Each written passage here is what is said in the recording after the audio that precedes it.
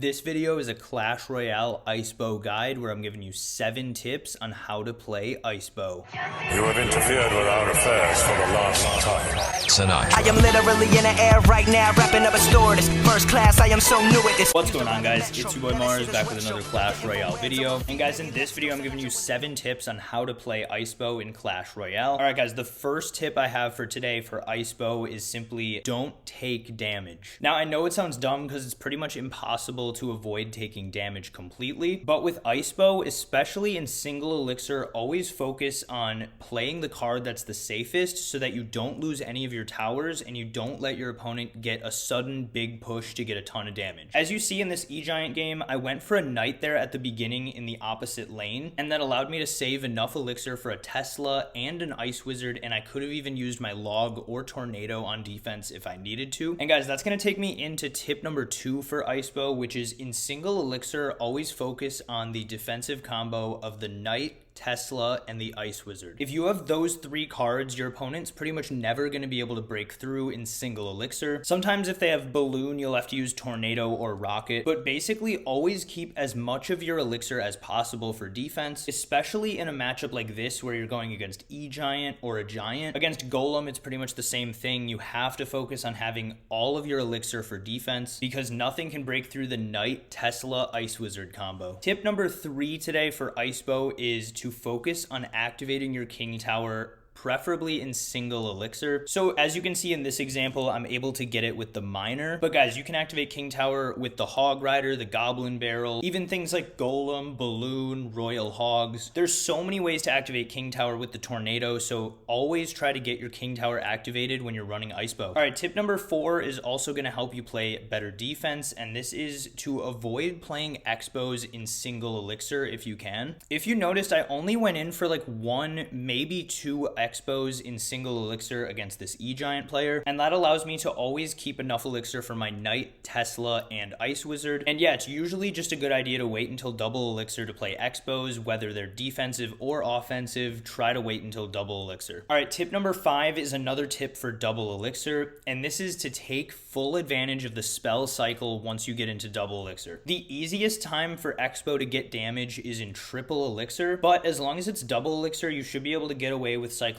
tornadoes and logs on your opponent's tower to also help play defense. And of course, whenever you can get the rocket value, definitely go for that. But yeah, an important tip is to not really worry about getting a lot of damage with Ice Bow in single elixir. You don't need any Expo locks to win games, even though sometimes they do help. If you focus on getting chip damage with the Log, Tornado, and Rocket, you honestly could win games with just damage from spell cycle. All right, guys, tip number 6 goes right along with tip number 5, and that is to know the spell damage of the Log, Tornado, and Rocket. If you don't know it, here's what it is. At level 9 tournament standard, the Tornado does 48 damage on a tower, the Log does 72, and the Rocket does 370. And then if you're playing on ladder with level 13 cards, the Tornado does 70, the Log does 105, and the Rocket does 538. So as you can tell, these 3 spells really add up when you cycle them on people's towers, and you honestly don't need any damage until triple elixir. If you play really good defense, you'll be able to beat people with just spell cycle. All right, guys, tip number 7 kind of sums up the rest of the tips in this video, but it is basically to not rush and try to take people's towers. As I've said already in this video, if you play only defense and use your Tornado and Log to hit their tower and also play defense, you'll be able to get a lot of damage over time. So you want to stall the game out and try to go to tiebreaker, honestly, unless you're easily taking their tower, but always try to force the game down the line, double elixir, triple elixir, and then Ice Bow can shine because Ice Bow is at its best in triple elixir. But there we go, guys, 7 tips on how to play Ice Bow today in Clash Royale. I hope these Ice Bow tips are easy for you guys to follow, and I hope you can get more wins with Ice Bow. But anyways, guys, if you made it this far in the video, make sure to click like and subscribe right now. Doing those little things takes like 1 or 2 seconds, but benefits my channel tremendously, and I really appreciate it. Also, if you made it this far in the video, you're probably gonna like a lot of my other videos, so go check those out if you haven't already. And yeah, thanks so much once again for watching today's Ice Bow guide, and I'll see you guys in a couple days with another Clash Royale video.